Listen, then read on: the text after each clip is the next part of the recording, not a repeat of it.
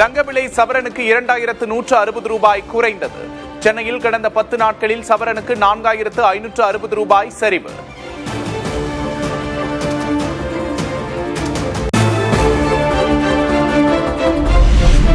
வெள்ளியின் விலை கிலோவுக்கு 5000 ரூபாய் சரிவு. சென்னையில் 1 கிராம் வெள்ளி 240 ரூபாய்க்கு விற்பனை.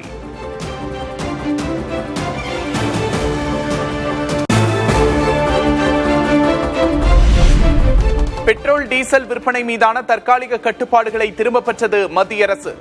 நாளை முதல் பழைய நடைமுறை அமலுக்கு வரும் என்றும் அறிவிப்பு.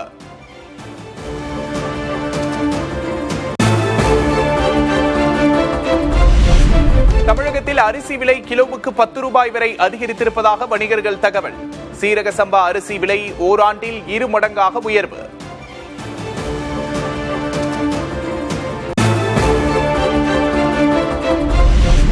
நாடு முழுவதும் உளுந்து விலை மேலும் அதிகரிக்கும் சூழல். மழை குறைவு, ஆட்கள் பற்றாக்குறை காரணமாக உளுந்து சாகுபடி 40 விழுக்காடு அளவுக்கு சரிவு.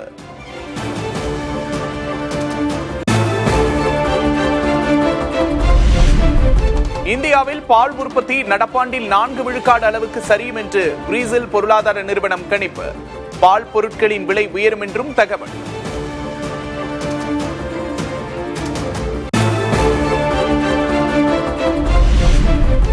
பெண்கள் பாதுகாப்பில் நோ சேஞ்ச் நோ காம்ப்ரமைஸ். மாவட்ட ஆட்சியர்கள் எஸ்பிக்கள் மாநாட்டில் முதல்வர் விஜய் திட்டவட்டம்.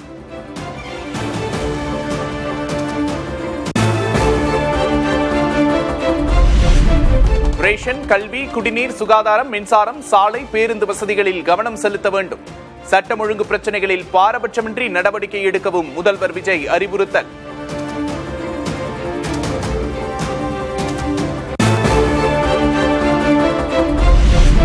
திங்கட்கிழமையை தவிர்த்து மற்ற நாட்களில் ஆட்சியர்கள் கள ஆய்வுக்கு செல்ல வேண்டும் என்று முதல்வர் விஜய் அறிவுறுத்தல். அரசு அதிகாரிகள் உண்மையாகவும் நேர்மையுடனும் பணியாற்ற வேண்டும் என்றும் பேச்சு.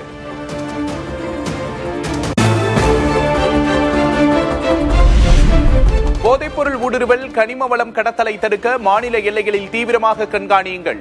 மாவட்ட ஆட்சியர்கள் எஸ்பிக்களுக்கு முதல்வர் விஜய் உத்தரவு.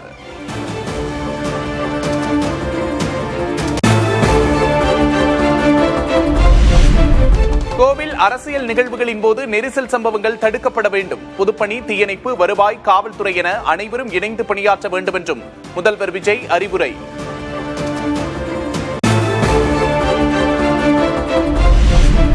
அடுத்த மாதம் 2வது வாரத்தில் கரூர் செல்கிறார் முதல்வர் விஜய். தவேகா கூட்ட நெரிசலில் உயிரிழந்தோரின் குடும்பத்தாரை நேரில் சந்திக்கவும் திட்டம்.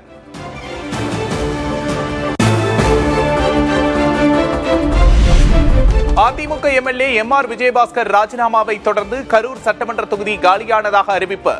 அடுத்த 6 மாதங்களில் இடைத்தேர்தல் நடைபெறும் என்று எதிர்பார்ப்பு.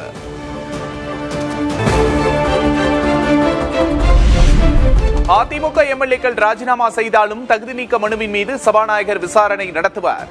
சென்னை உயர்நீதிமன்றத்தில் சட்டமன்ற செயலர் பதில் மனு தாக்கல்.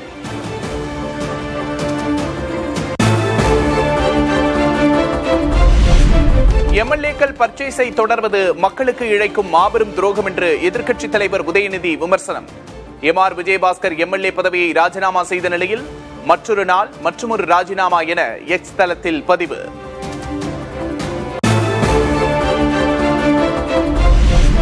எம்எல்ஏக்கள் பர்ச்சேஸை தவேகா தொடர்வதாக கூறிய உதயநிதிக்கு அக்கட்சியின் ஐடி விங் கண்டனம். ஆட்சி பறிபோன பின் மதிமுக எம்எல்ஏக்களை விழுங்கி ஏப்பம் விட்டது திமுக என்று டிவிகே ஐடி விங் விமர்சனம்.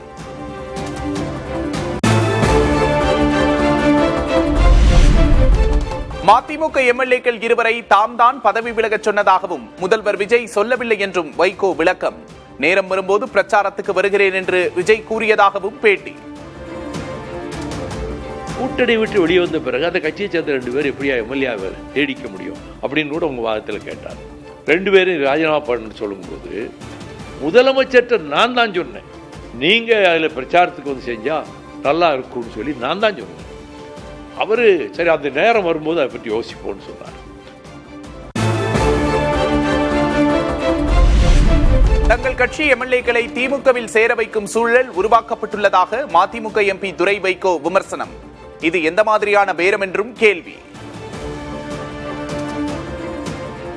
எங்களுடைய சட்டமன்ற உறுப்பினர்கள் இனிமேல் வந்து இந்த இயக்கத்தில், ஏன்னா எங்கள் சின்னத்தில் அவங்க போட்டி போடலை, இன்னொரு கட்சி சின்னத்தில் போட்டி போட வற்புறுத்தப்பட்டு எங்கள் கட்சியிலேருந்து ராஜினாமா பண்ண வச்சு அந்த கட்சியில் உறுப்பினரை சேர்ந்து அதுக்கப்புறம் போட்டி போட வச்சிருக்காங்க. டெக்னிக்கலாக பார்த்தீங்கன்னா அவங்க வந்து மதிமுக சட்டமன்ற உறுப்பினர் கிடையாது, இன்னைக்கு திமுக சட்டமன்ற உறுப்பினர். இன்னைக்கு அதை வேற மாதிரி கொண்டு போய் இன்னைக்கு அவங்க திமுகவே சேர்க்கக்கூடிய ஒரு சூழ்நிலை உருவாக்கி இருக்கிறாங்க. மக்களால் தேர்ந்தெடுக்கப்பட்டவர்கள் ராஜினாமா செய்வது தமிழ்நாடு அரசியலுக்கு ஆரோக்கியமானது அல்ல. எம்.ஆர். விஜயபாஸ்கர் ராஜினாமா குறித்த கேள்விக்கு விசிக தலைவர் திருமாவளவன் பதில். தமிழ்நாடு அரசியலுக்கு ஆரோக்கியமானதல்ல. என்ன பின்னணியில் அவர்கள் இதை செய்கிறார்கள் என்பது தெரியாது.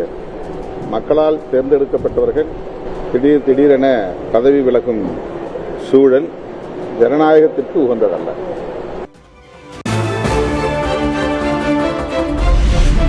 மதிமுக பொதுச் செயலாளர் வைகோ முஸ்லிம் லீக் கட்சித் தலைவர் காதர் மொஹிதீனோடு அமைச்சர்கள் ஆனந்த் ஆதவர்ஜுனா சந்திப்பு. ஜூலை 1ஆம் தேதி தாவேகா நடத்தும் தோழமை கட்சிகள் கூட்டத்தில் பங்கேற்க நேரில் அழைப்பு.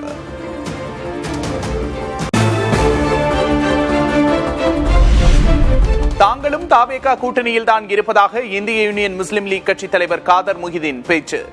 ஜூலை 1ஆம் தேதி முதல்வர் விஜய் நடத்தும் தோழமை கட்சிகள் கூட்டத்தில் IUML பங்கேற்கும் என்றும் பேட்டி. கூட்டணியில் தான் இருக்கிறோம். தமிழக வெற்றி கழக கூட்டணியில் தான் நாங்கள் இருக்கிறோம். நாங்கள் எங்கள் பொதுக்குழுவில் கூட்டி அதை அறிவிச்சிருக்கோம். தமிழக வெற்றி கழகம் கூட்டணியில் இந்திய யூனியன் முஸ்லீம் லீக் இடம் பெற்றிருக்கிறது என்ற அடிப்படையில் தான் எங்களை அழைத்திருக்கிறாங்க.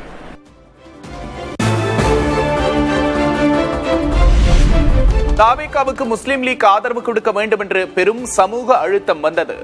புதிய தலைமுறையின் ஆசிரியர் சமசுக்கு முஸ்லிம் லீக் அகில இந்திய தலைவர் காதர் மொஹிதீன் பிரத்யேக பேட்டி. அந்த 3 நாளையில் நான் எதிர்பார்க்காத ஏரியா சமுதாயத்தில் உள்ள பிரவர்கள், ஜமாத் தலைவர்கள், காசிமார்கள் இருக்காங்க பாருங்க, உலமாக்கள்னு உள்ளவங்க, பெண்கள் முதற்கொண்டு நம்ம இதுவரைக்கும் எதிர்பார்க்காத கூட்டம். வெளிநாடு உள்நாடு எல்லாம் நீங்கள் ஆதரவு ஏன் கொடுக்காம இருக்கீங்க, ஆதரவு கொடுக்காட்டி பிஜேபி ஆட்சி வந்துருங்கிற மாதிரி சொல்கிறாங்களே. தமிழ்நாட்டில் பாஜகவை தடுக்கும் பொறுப்பு எல்லோருக்கும் இருக்கிறது. தாவேகா ஆதரவு முடிவை முஸ்லிம் லீக் எடுத்திருக்காவிட்டால் கட்சியே இருந்திருக்காது என்றும் காதர் மொஹிதீன் பேட்டி. ஆட்சியை அமைக்கலன்னு சொன்னால் கவர்னர் ரூல் வந்துடும். கவர்னர் ரூல் வந்துச்சுன்னா central government rule, central government rule சொன்னால் பிஜேபி ரூல் தான். இப்போ பிஜேபி ரூல் தமிழ்நாட்டில் வர்றதுக்கு தடுக்க வேண்டிய பொறுப்பு எல்லாத்துக்கும் இருக்குல்ல.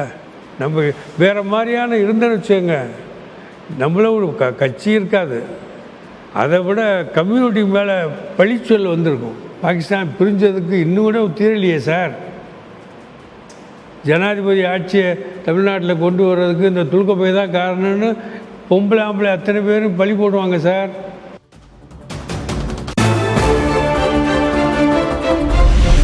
தாவேகா தலைவர் விஜய்க்கு ஆதரவாக முஸ்லிம் சமூகத்திலிருந்து வந்த குரல் என் வாழ்நாளில் பார்க்காதது. இதுவரை இல்லாத அளவுக்கு முஸ்லிம் சமூகத்தின் பல தரப்புகளிலும் இருந்தும் அழுத்தம் வந்ததாக காதர் மொஹிதீன் பேட்டி. ரொம்ப முடிவெடுக்கலாமா வேணாங்கிற டிலமாவில் இருந்துகிட்டு இருக்கிற நேரத்தில் தான் இந்த ப்ரெஷர் ஓவர். ப்ரெஷர்னா இது வரைக்கும் இப்படியெல்லாம் பேச மாட்டாங்க. தமிழ்நாடு முழுதும் வெளிநாட்டில் இருக்கிறவங்க அத்தனை பேரும் இப்படி இரவு பகலாக பேசுவாங்களா, என்னப்பா இவ்வளவு வேகமாக இருக்காங்க அப்படின்னு தான் நாங்கள் அதிசயம், உண்மையான அதிசயம் தான் மட்டும்.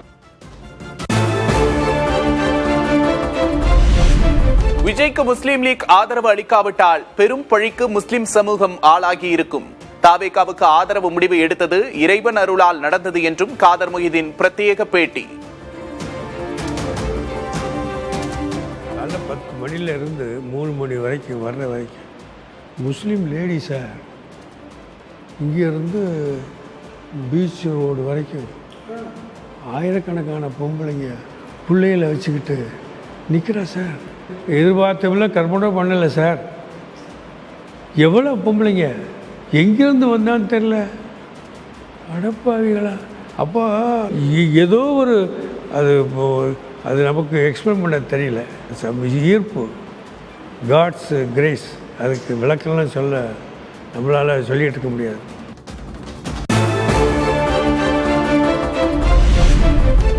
இனி தமிழ்நாட்டில் கூட்டணி ஆட்சிதான். விஜய் உருவாக்கிய கூட்டணி ஆட்சி யுகமே இனி காலத்துக்கும் தொடரும் என்றும் காதர் மொஹிதீன் பேட்டி. இப்போ புதுசாக உருவாயிடுச்சு, இது வரைக்கும் இல்லை. இது உருவான பிறகு இது ஒரு ட்ரெடிஷன் மட்டும் இல்லை, இது ஹிஸ்ட்ரி. இது ஒரு யுகம்.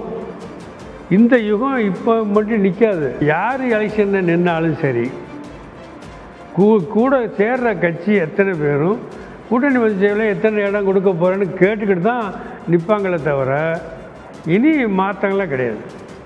இனி அந்த ட்ரெடிஷனை, அந்த ஒரு புதிய வரலாற்றை தொடங்கி வச்ச பெருமை ஜோசப் விஜய் அவர்களுக்கு தான் உண்டு. அதுக்கு தான் தமிழ்நாடு ஜனநாயக மரபு பாராட்ட வேணும்னு சொல்ல விரும்புகிறேன். அரசு வேலை வாங்கி தருவதாக 69 லட்சம் ரூபாய் மோசடி செய்ததாக திமுக மாவட்ட செயலாளர் சிற்றரசு மீது சொந்த கட்சி நிர்வாகியே புகார். திமுக ஆட்சியில் புகார் அளித்த போதும் நடவடிக்கை எடுக்கப்படவில்லை என்று குற்றச்சாட்டு. திமுக காரனா தான் பார்த்தாங்க. எனக்கே இந்த நிலைமை, நான் எங்க திமுக கிட்ட பணத்தை கொடுத்துட்டு, மாவட்ட செயலர்கிட்ட பணம் கொடுத்துட்டு நான் வேற எங்க போய் கேட்கறதுன்னு எனக்கு ஒன்றுமே தெரியல சார். அந்த 20 நாள் அரெஸ்ட் பண்ணி 75 நாள் இந்த ஆட்சி வந்து ஒரு மாசத்துக்கு அப்புறம் தான் எனக்கு பெயில் இது பண்ணாங்க சார். தமிழ்நாடு காங்கிரஸ் தலைவராக பதவியேற்றார் மாணிக்கம் தாக்கூர். முன்னாள் தலைவர் செல்வ பெருந்தகை வாழ்த்து.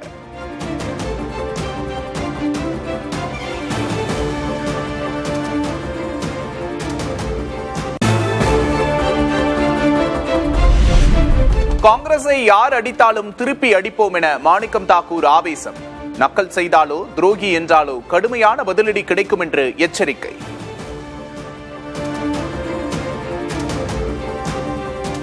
எங்களை நக்கல் பண்றது, காங்கிரஸ் கட்சியை துரோகின்னு சொல்றது. காங்கிரஸ் தொட்டினா திருப்பி அடிப்போம். அது யாரா இருந்தாலும் சரி, அது திமுகவா இருந்தாலும் சரி, அதிமுகவா இருந்தாலும் சரி, அது பிஜேபியா இருந்தாலும் சரி, இந்த நேற்று வந்த கட்சியில் இந்த பாமகவா இருந்தாலும் சரி.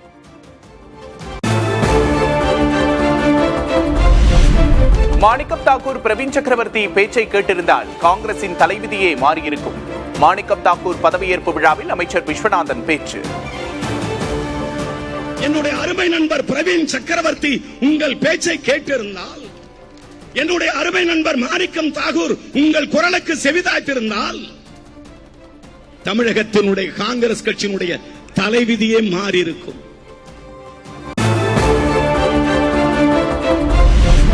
12,500 ஏக்கர் காட்டை அழித்தால் மட்டுமே மேகதாது அணை கட்ட முடியும் என்பதை ராகுல் காந்தி ஏற்றுக்கொள்வாரா என்று அன்புமணி கேள்வி. அந்தமான் நிக்கோபாரில் காடுகள் அழியும் என குரல் கொடுத்த ராகுலுக்கு மேகதாது விவகாரத்தில் நிலைப்பாடு என்ன என்றும் வினா. ராகுல் காந்தி அவர்களுக்கு என்னுடைய கேள்வி, 12,500 ஏக்கர் வனப்பகுதி, ஃபாரஸ்ட் லேண்ட், ரிசர்வ் ஃபாரஸ்ட், அங்க புலிகள், யானையிலிருந்து எல்லா வன விலங்குகள்லாம் இருக்கு. அந்த 12,500 ஏக்கர் அழிக்கிறதுக்கு திரு ராகுல் காந்தி அவர்கள் விடுவாரா, ஏத்துப்பாரா? இந்த கேள்வியை மக்கள் ராகுல் காந்தி அவர்கள் கேட்கணும். அந்தமானுக்கு ஒரு நீதி, கர்நாடகாவுக்கு ஒரு நீதியா? நம்பி வந்தவர்களை ராமதாஸ் நட்டாற்றில் விட்டுவிட்டார் என்று பாமக முன்னாள் எம்எல்ஏ அருள் வேதனை. அடுத்த கட்ட நடவடிக்கை குறித்து விரைவில் அறிவிப்பேன் என்றும் பேட்டி. 2 பேரும் இணைந்ததை, 2 பேரும் சந்தித்ததை மனமாற வரவேற்கிறோம் என்பது நாங்கள்லாம் முன்னாடியே அறிக்கை கொடுத்துருக்கிறோம். ஐயாவை நம்பி பயணித்தோம், பல கோடிகளை இழந்திருக்கிறோம். எங்களுக்கு வேற எந்த கட்சியுமே தெரியாது, மருத்துவர் ஐயா மட்டுமே நம்பி வந்தோம். ஏன்னா நட்டாத்துல விட்டு போயிட்டாரோ அப்படிங்கிற மாதிரி எங்களுக்கு பயமும் வேதனையும் இருக்குது.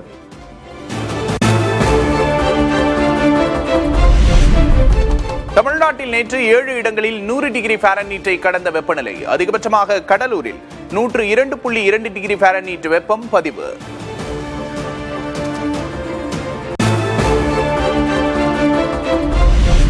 தமிழ்நாட்டில் இன்று முதல் 6 நாட்களுக்கு மழை. கோவை, நீலகிரி மாவட்டங்களில் இன்று கனமழை பெய்யும் என கணிப்பு.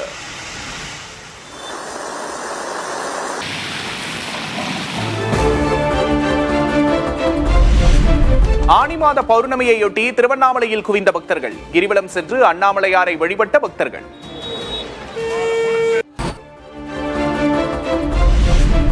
கிரிவலம் முடிந்து திருவண்ணாமலை ரயில் நிலையத்தில் குவிந்த பக்தர்கள் ஒருவரை ஒருவர் முண்டி அடித்துக் கொண்டு ரயிலில் ஏறினர்.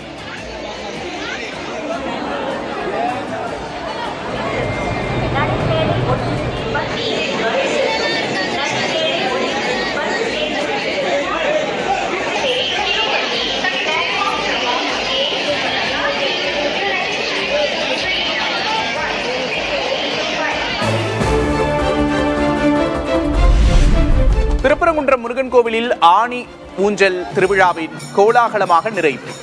கடைசி நாளில் சிம்மாசனத்தில் வீதி உலா வந்த முருகப்பெருமான். கேளம்பாக்கம் அருகே ராக்கெட் லான்ச்சரை வெடிக்க வைத்த ராணுவத்தினர். கிணற்றில் கண்டெடுக்கப்பட்ட ராக்கெட் லான்ச்சர்.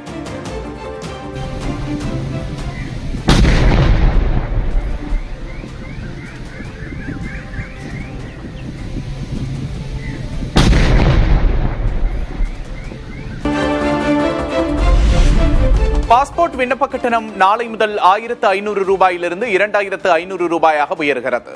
ஆதார் எண்ணோடு மின்னஞ்சல் முகவரியை கட்டணமின்றி இணைக்கும் வசதி நாளை முதல் டிசம்பர் வரை அமல்.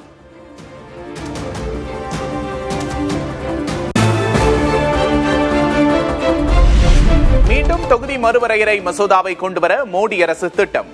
அனைத்து மாநிலங்களுக்கும் மக்களவை இடங்களை 50% அதிகரிக்க முடிவு என்று தகவல்.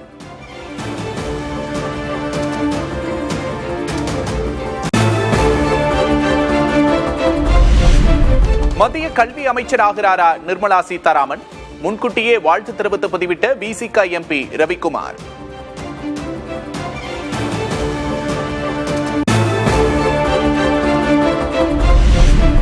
என்எல்சி பங்குகளை விற்க முயல்வதாக மத்திய அரசு என்எல்சி நிர்வாகத்துக்கு அதிமுக பொதுச் செயலாளர் எடப்பாடி கே பழனிசாமி கண்டனம். முன்னாள் முதல்வர் ஜெயலலிதா போன்று என்எல்சி பங்குகளை தமிழ்நாடு அரசே வாங்க வேண்டும் என்று வலியுறுத்தல்.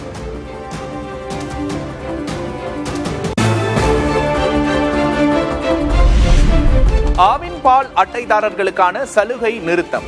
லிட்டருக்கு 2 ரூபாய் தள்ளுபடி என்ற சலுகை நிறுத்தப்படுவதாக கோவை மாவட்ட ஆவின் நிர்வாகம் அறிவிப்பு.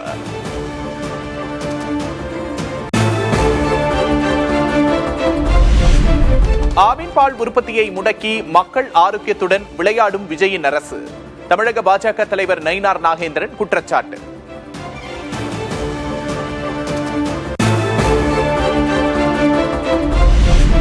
தட்டுப்பாடின்றி பால் விநியோகம் செய்யப்படுவதாக ஆவின் நிறுவனம் விளக்கம். சென்னையில் பால் விநியோகம் குறைக்கப்பட்டிருப்பதாக வெளியான தகவலுக்கு மறுப்பு.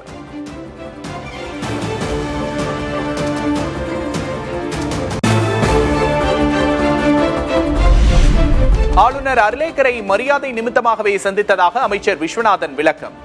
ஜனநாயக முறையில் சட்டமன்றம் நடைபெற ஆளுநருக்கு முழு ஆதரவை வழங்குவதாக உறுதியளித்ததாகவும் பேட்டி.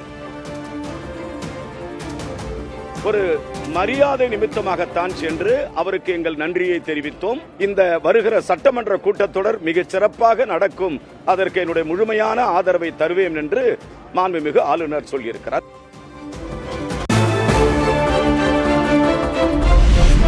சென்னை அடையாறில் பேரிகார்டை இழுத்துச் சென்று பைக்கில் சாகசம் செய்த மாணவர்கள். பள்ளி மாணவர்கள் 5 பேர் மற்றும் கல்லூரி மாணவரை கைது செய்தது காவல்துறை.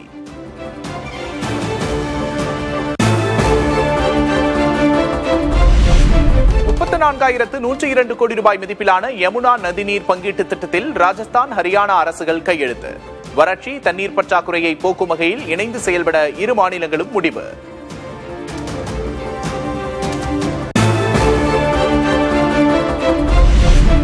அசாமில் பலத்த மழையால் ஆறுகளில் வெள்ளம். பல்லாயிரக்கணக்கானோர் பாதிக்கப்பட்டுள்ள நிலையில் முதல்வரிடம் விவரம் கேட்டறிந்த மத்திய உள்துறை அமைச்சர் அமித்ஷா.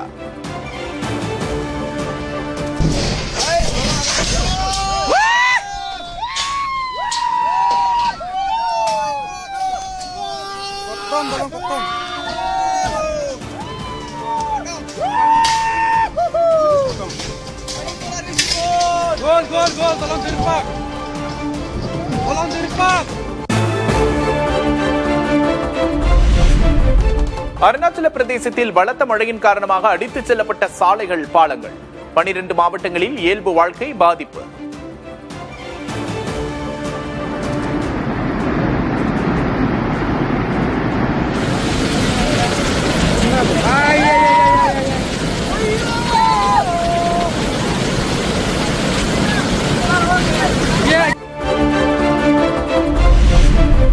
தென்மேற்கு சீனாவின் யூலின் பகுதியில் ஆலங்கட்டி மழை. சாலைகளில் வெள்ளம் பெருக்கெடுத்து ஓடியதால் போக்குவரத்து ஸ்தம்பிப்பு.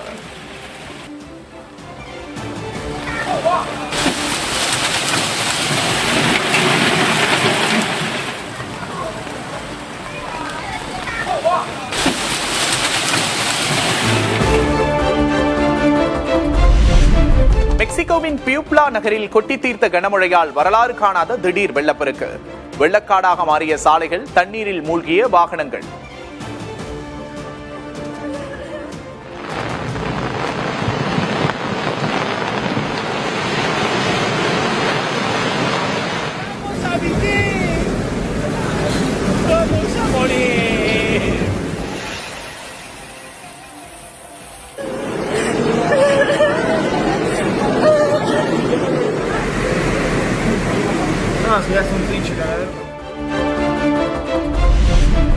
ஆப்பிரிக்க நாடான கானாவில் கொட்டி தீர்த்த கனமழை. சாலையில் ஏற்பட்ட வெள்ளப்பெருக்கில் சிக்கிய வாகனங்கள்.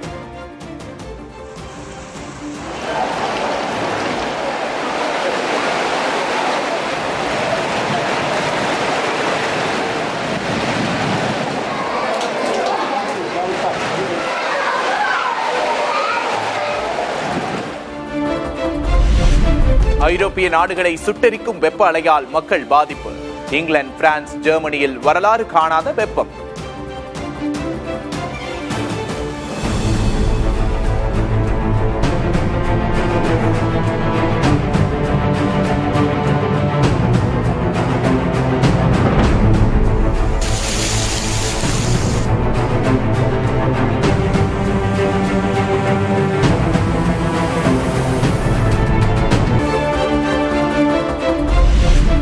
திருத்தணியில் அரசு பள்ளியில் முதல்வர் விஜயின் படத்தோடு இனிப்பு வழங்கி ரீல்ஸ் வெளியிட்ட தாவேகாவினர். அத்துமீறலை தடுக்க தாவேகா தலைமை நடவடிக்கை எடுக்க மக்கள் கோரிக்கை.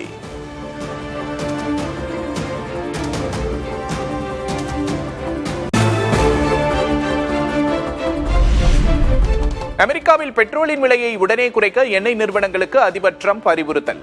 குறைக்காவிட்டால் பெரிய பிரச்சனைகளை சந்திக்க நேரிடும் என்றும் எச்சரிக்கை.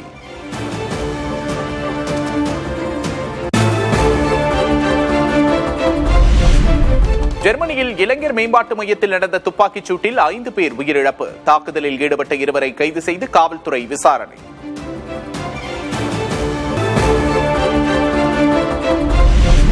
உலகக்கோப்பை நாக் அவுட் போட்டியில் 2-1 என்ற கோல் கணக்கில் பிரேசில் அணி த்ரில் வெற்றி. தொடரிலிருந்து வெளியேறியது ஜப்பான் அணி.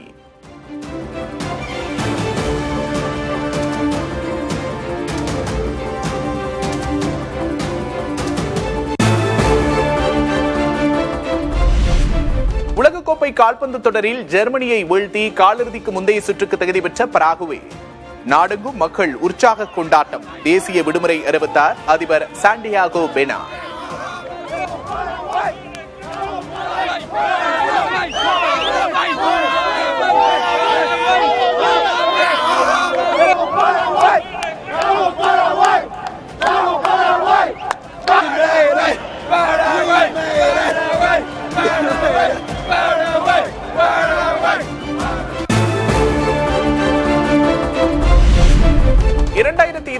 ஆண்டு லாஸ் ஏஞ்சல்ஸ் ஒலிம்பிக் தொடரில் 20 ஓவர் முறையில் கிரிக்கெட் போட்டிகள் நடத்தப்படும்.